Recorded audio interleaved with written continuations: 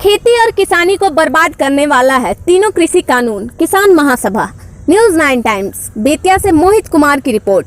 खेती और किसानी को बर्बाद करने वाले तीनों कृषि कानून को रद्द करने को लेकर अखिल भारतीय किसान महासभा ने अनिश्चितकालीन धरना की शुरुआत की। धरना को संबोधित करते हुए किसान महासभा के जिला अध्यक्ष सुनील कुमार राव ने कहा कि किसान आंदोलन से देश के नागरिकों का बढ़ता हुआ सरोकार और उसके पक्ष में बन रही राष्ट्रीय भावना न केवल मोदी सरकार बल्कि अंबानी और अडानी जैसे कॉरपोरेट घरानों की बेचैनी बढ़ाती जा रही है। जन भावना के दबाव में ही अंबानी को यह कहना पड़ा है कि उन्हें कॉन्ट्रैक्ट फार्मिंग में नहीं जाना है और न ही सीधे तौर पर किसानों से फसलों की खरीद में उनकी इंडस्ट्री लगी हुई है। रिलायंस इंडस्ट्री का यह बयान सच के परे है। आगे कहा कि हजारों एकड़ जमीन पर फार्मिंग व लैंड डेवलपमेंट अथॉरिटी के लिए लैंड बैंक बनाने की योजना पर यह कंपनी काम कर रही है। रायगढ़, महाराष्ट्र व अन्य जगहों पर रिलायंस ने भारी मात्रा में जमीन का अधिग्रहण किया है। यही हाल अडानी का भी है।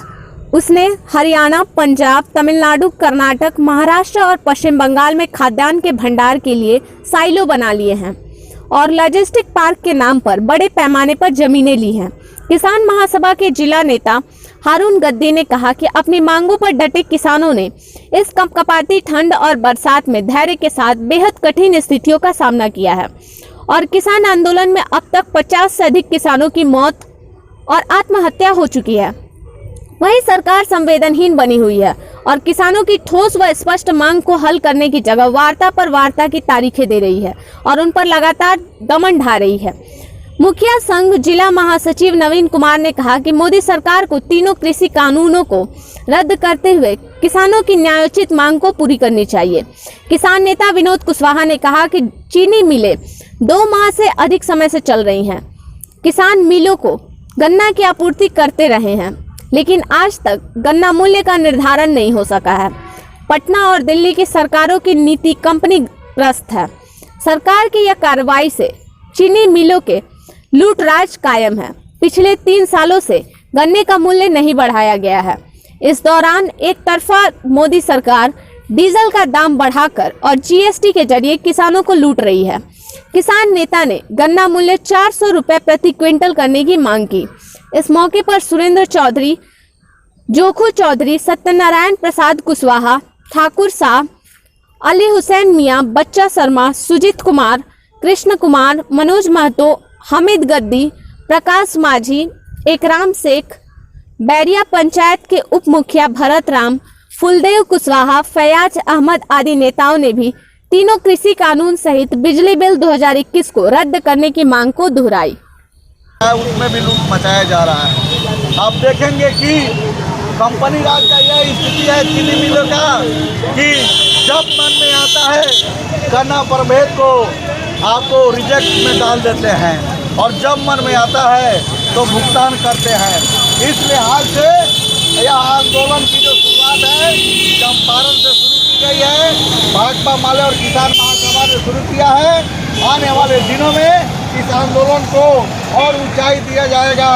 लगातार इस आंदोलन में लोग आएंगे और अंबानी अडानी की मोदी सरकार को यह बतलाएंगे कि यह मोदी सरकार आंखें फाड़ कर देखो, दिल्ली के बॉर्डर पर सिंघू बॉर्डर या अन्य बॉर्डर पर जो किसान हैं वो आपको पंजाब, हरियाणा, राजस्थान या यूपी के ही किसान नहीं है बल्कि हिंदुस्तान के कोने कोने के किसान उनके साथ एकजुटता व्यक्त कर रहे हैं और एमएसपी की गारंटी चाहते हैं। आपको आवश्यक वस्तु अधिनियम में जो संशोधन किया गया है उसे रद्द करने की मांग करते हैं। कॉन्ट्रैक्ट फार्मिंग के तुम्हारे जो कानून है उसे रद्द करने की मांग करते हैं।